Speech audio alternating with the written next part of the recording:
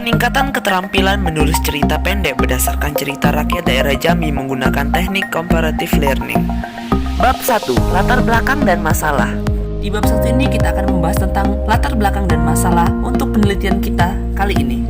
Menurut Tarigan, siswa tidak hanya diharapkan mampu memahami informasi yang disampaikan secara luas ataupun langsung. Selanjutnya, ada 4 keterampilan berbahasa. 1. Menyimak, 2. Berbicara, 3. Membaca, dan 4. Menulis. Apa sih comparative learning itu? Nah, pada kepo kan? Lanjut aja ke bab 2 karena pembahasan tentang comparative learning ada di bab 2. Lanjut. Dan ini ada beberapa foto tentang comparative learning. Comparative learning merupakan strategi belajar dengan jumlah siswa sebagai anggota kelompok kecil yang tingkat kemampuannya berbeda. Selanjutnya di bab 1 ini rumusan masalah.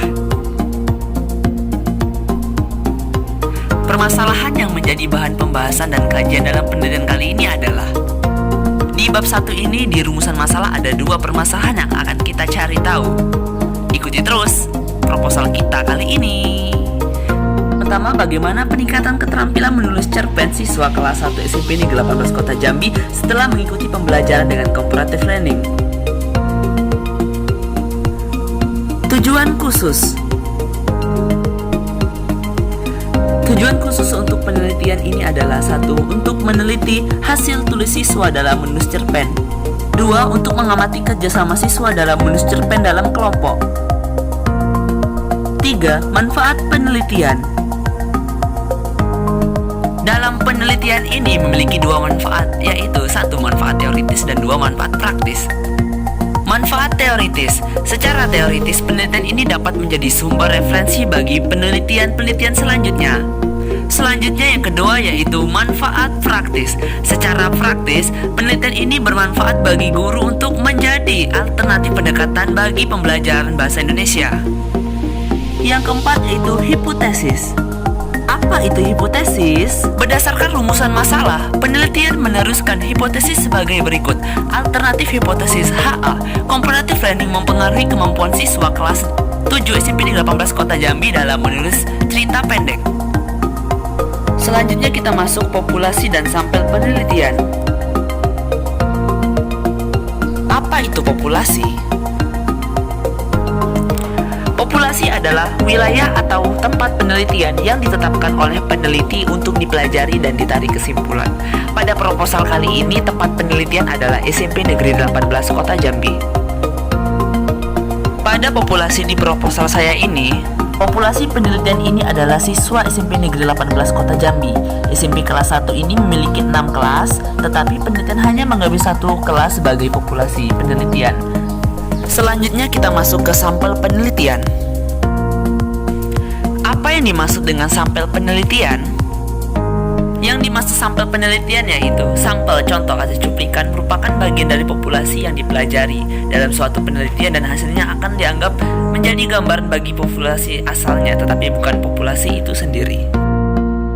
Pada sampel penelitian ini bisa kita lihat dijelaskan bahwasanya SMP Negeri 18 Kota Jambi kelas 7 berjumlah 18 siswa. Pada sampel penelitian kali ini kita menggunakan purposive sampling, yaitu pengambilan sampel dikarenakan tujuan tertentu. Dalam hal ini kita mengambil kelas 7 di SMP 18 Kota Jambi dikarenakan kelas ini adalah kelas penelitian sendiri, sehingga membuat penelitian lebih nyaman melakukan penelitian ini di dalam kelas itu sendiri.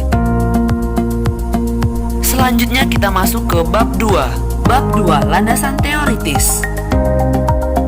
Di bab 2 kali ini yang akan dibahas pertama yaitu adalah landasan teori.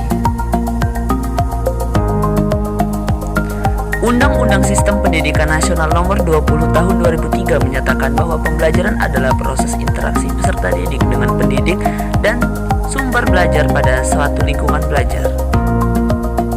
Apa itu cooperative learning? Cooperative learning adalah suatu strategi belajar mengajar yang menekankan pada sikap atau perilaku bersama dalam bekerja atau membantu di antara sesama. Kerjasama teratur dalam kelompok yang terdiri dari 2 orang atau lebih. 2. Tanggung jawab perorangan. Di bagian kedua ini menjelaskan beberapa tugas siswa yang harus dilakukan di dalam kelompok itu agar kegiatan pembelajaran berhasil dan lancar. Selanjutnya, tujuan pembelajaran ini. Tujuan pembelajaran komparatif berbeda dengan kelompok konvensional yang menerapkan sistem kompetisi. Dan pada sistem pembelajaran ini lebih mengutamakan perorangan dan perkelompokan antara individu-individu yang digabungkan menjadi satu. Contohnya, dari setiap siswa memikirkan cerita rakyat yang ada di daerahnya. Kemudian, mereka menggabungkan menjadi satu di dalam kelompok itu dan alhasilnya adalah cerita yang mereka gabungkan menjadi satu. Selanjutnya yaitu pengertian cerita pendek. Di bagian bab 2 ini menjelaskan tentang cerita pendek. Apa yang dimaksud dengan cerita pendek?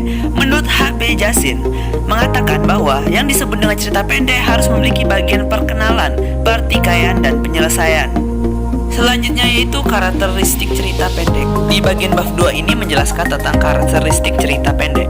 Untuk mempertegas perbedaan cerpen dan novel, Ismail dalam menulis secara populer menjelaskan bahwa cerpen memang harus pendek dan singkat, sedangkan cerita rekaan yang panjang adalah novel. Selanjutnya yaitu unsur-unsur dalam cerita pendek. Unsur yang pertama yaitu tema atau gagasan inti. Kedua yaitu alur atau plot. Yang ketiga yaitu penokohan, yaitu penciptaan citra tokoh dalam cerita.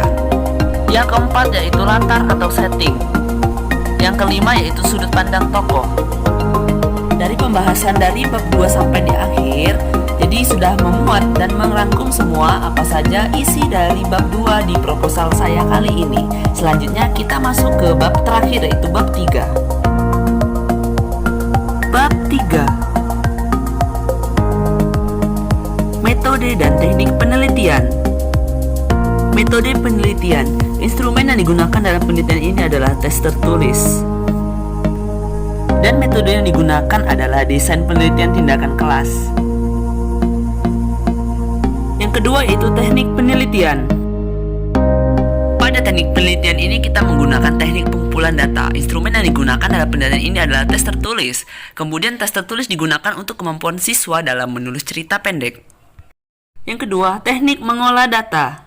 Teknik yang digunakan untuk penelitian kali ini adalah teknik kuantitatif dan teknik kualitatif yang dipakai untuk menganalisis hasil tes subjek siswa.